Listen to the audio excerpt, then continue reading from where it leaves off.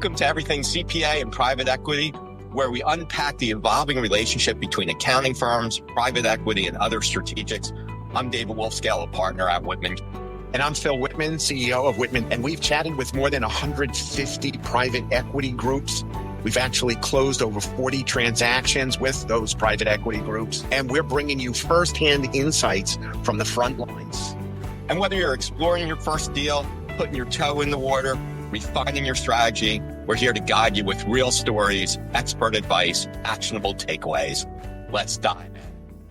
Welcome, everybody, to another episode of Everything CPA and PE. We're here to educate leadership teams on what's going on. And what's going on is both exciting and it's complicated. And there's lots of moving pieces, and it's different than the way it was before. And today we have a leader of our profit team, somebody else who also helps with M&A, Dave Kells, with us today. And he just took a firm to an LOI and a signed LOI, and they're going to start due diligence in a couple of days here. And it's April 13th. So they signed it during the busy season and took action during the busy season, although this might be released after that time. And, you know, most of our audience has never gone through a transaction. So I asked Dave to really walk through what that company went through on this journey.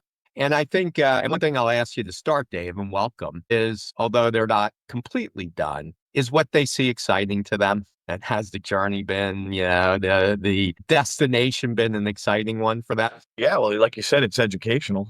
Every meeting, you know, eyes get a little brighter as to something they learn about the process, and they get excited about it for sure. And people, you know, you need to know, right? And it's hard to not know. So this was a $5 million plus firm. So, I mean, a nice size firm, but also a firm where more than likely leadership was also workers during tax season. Is that fair?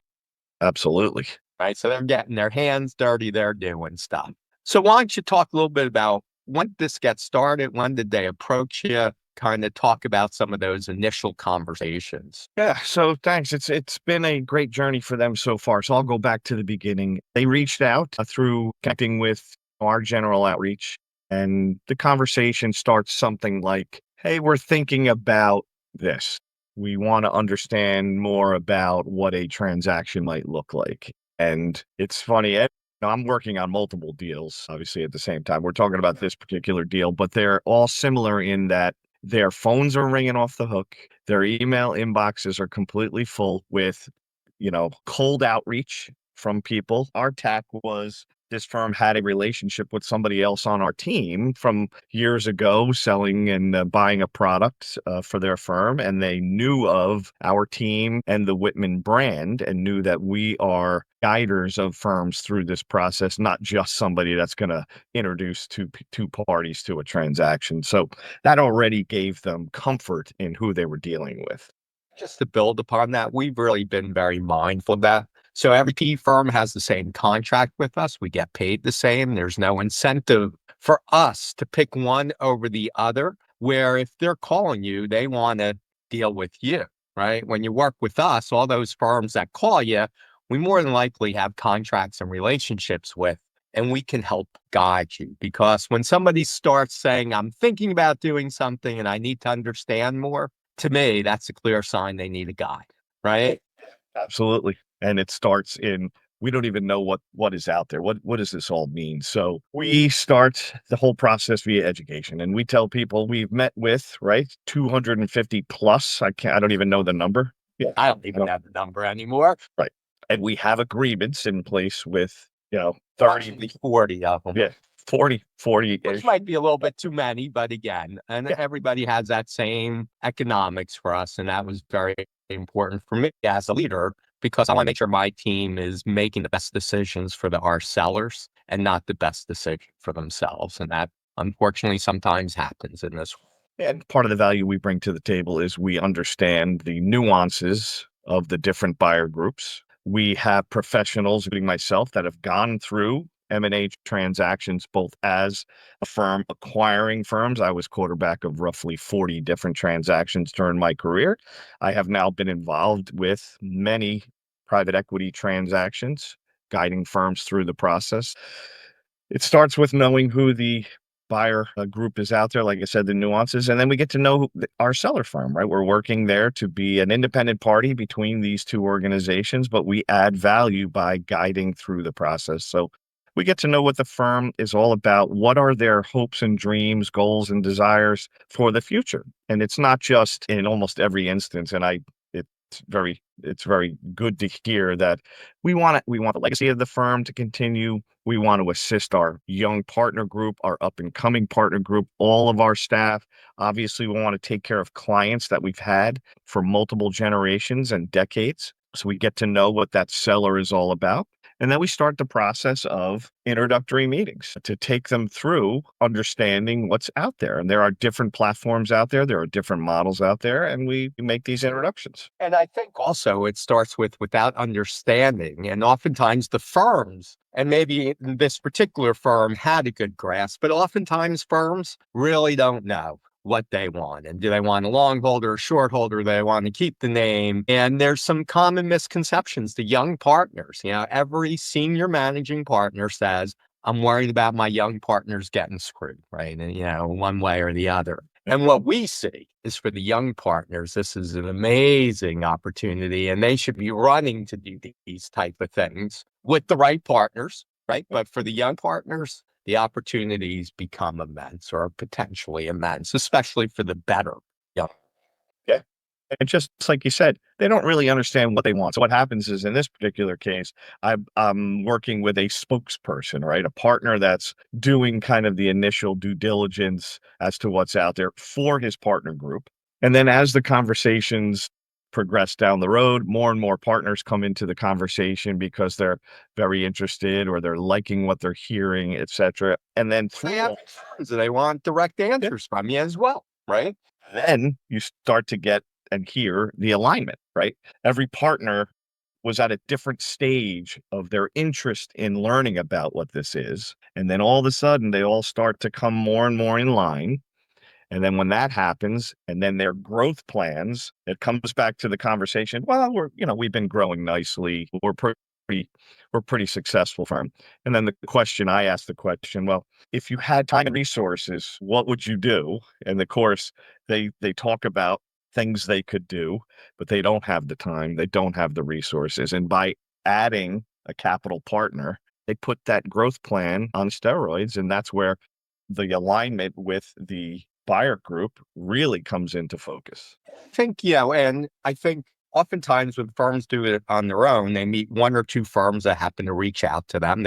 Usually they're good firms. There's not a lot of bad firms out there, but good and right for you is not necessarily the same. And how many firms did you introduce this firm to? Approximately 4. And we got 3 LOIs. So they were able to understand the differences, the nuances, and again, part of the value that myself and my team adds to these transactions is understanding the differences between these offers.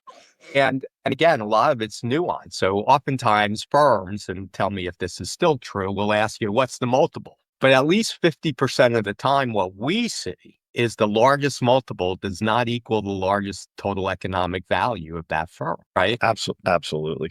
There's so many different nuances, as you said, to the financial aspect of the transaction. It's not just the multiple.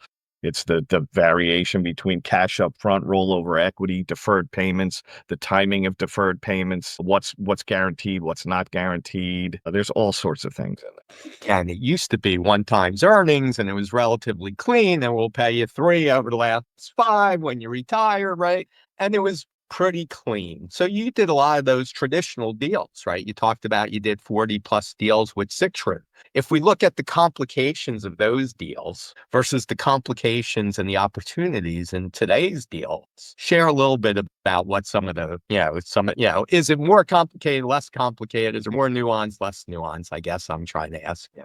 Yeah, so it's interesting. The traditional deal, as you said, was basically a 1 time's earning. That was the financial aspect. But to be honest, the reasoning behind the deal really hasn't changed. Succession planning was an issue 10, 20 years ago. It's still an issue. And worrying about young partners was an issue 10, 20 years ago when they were going direct into Citron. I'm sure you got that same question every time.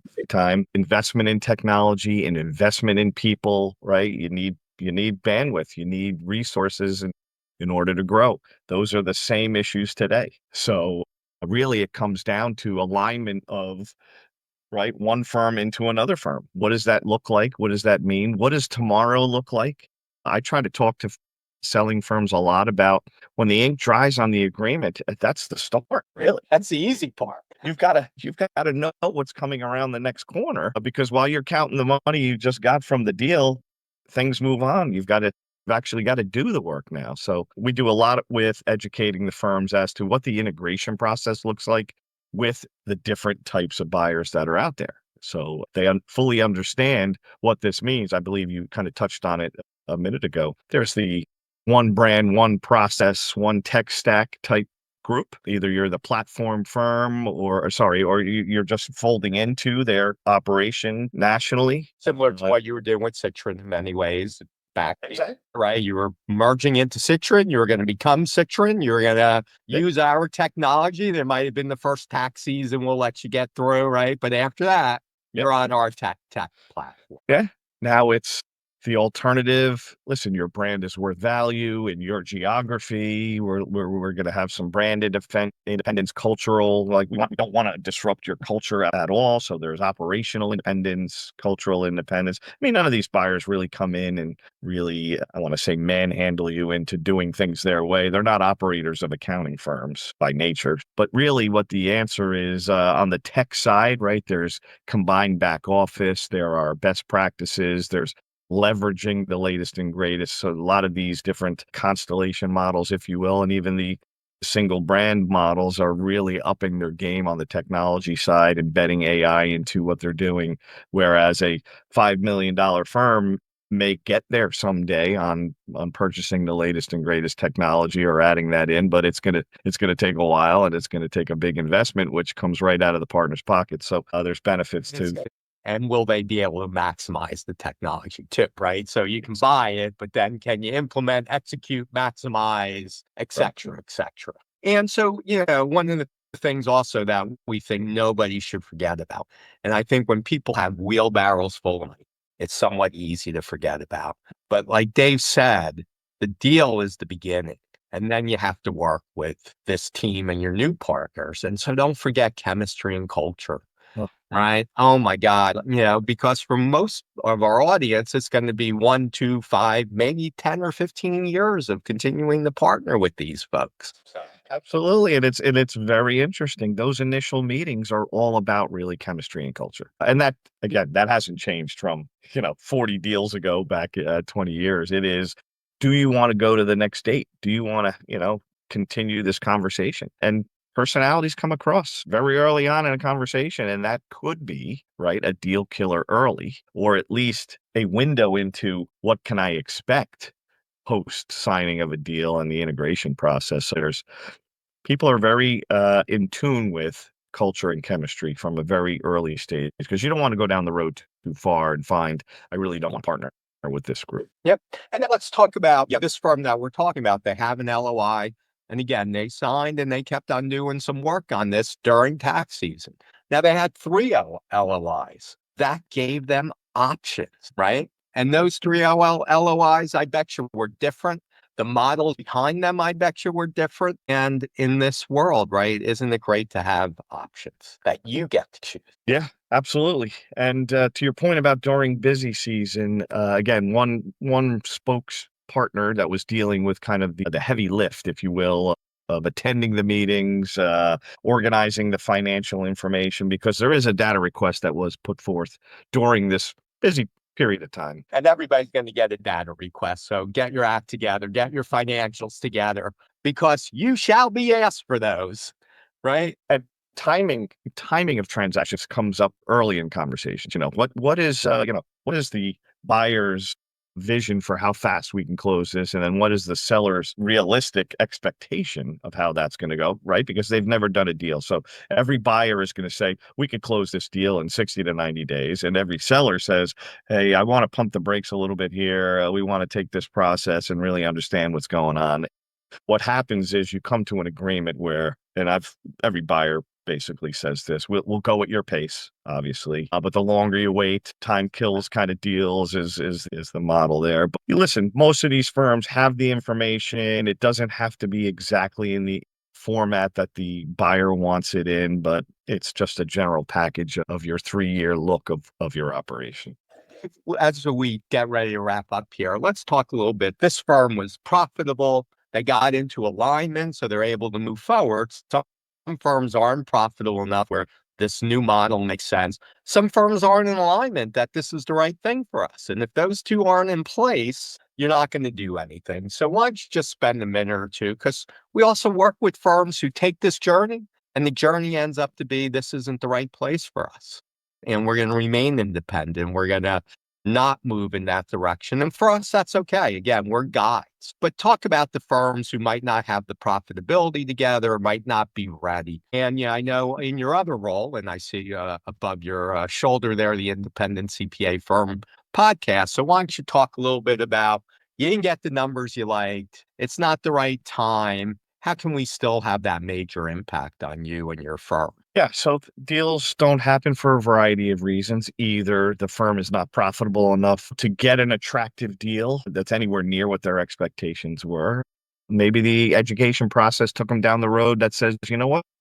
Yeah, we want to stay independent. We think we can do X, Y, or Z to help our growth plan. And that's where my team comes in on the profit enhancement side, but we're really practice management specialists. Right? Former COOs, former CEOs, former managing partners, chief learning and development officers, directors of administration, you name it. We've been in firms that have helped firms to grow organically and through their own internal process, et cetera. So yeah, we come in, and there's plenty of conversations and plenty of firms we work with to enhance their total enterprise value, to grow their EBITDA, grow their bottom line, add new service lines, leverage offshore talent, bring in the right talent, take a look at their client base, take a look at their fee structure, take a look at their technology. How are they leveraging what they have today? Are they looking at the fundamentals to run their firm? Can they have a KPI? Can they have a metric in front of them to even understand how they're doing year over year, season over season? So we come in and help firms with all sorts of things like that, so that a year from now, 24 months from now, they can revisit a conversation either about entering into a transaction or really put their own growth strategy on steroids and start acquiring firms, tucking in, growing service lines, et cetera. So, and we're those Sherpas, and we're happy to help guide you. And sometimes we help guide somebody on the M&A process, and that's not the right fit for them.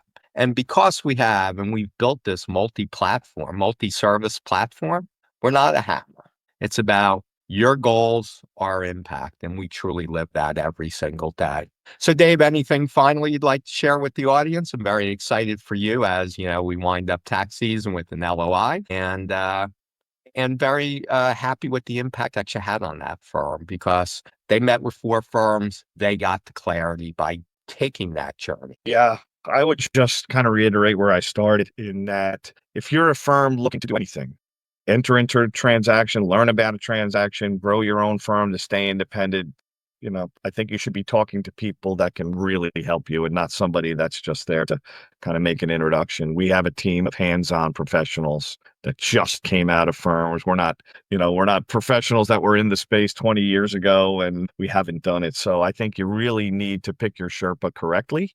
It makes a big difference, and we're here to help. Well, very much appreciate you always, Dave. And for our audience, if you like what you heard, please subscribe. If you have any questions, we are truly here to help you. And that helps us pick up topics for the podcast as well. We want to have an impact on leadership teams. So on behalf of Dave Kells and myself, go crush your day. And thank you for listening to us. Have a great day, everybody. Thank you for tuning into Everything CPA and Private Equity. Every episode brings fresh insight. However, there's always more to talk about. Don't miss an episode. Subscribe wherever you watch podcasts. Have a question or topic you'd like us to cover? We'd love for you to reach out to us. Together, we will help you navigate this dynamic landscape so that we can help you achieve your goals. Until next time, keep making moves that matter. Thanks for listening. and we'll see you on the next episode.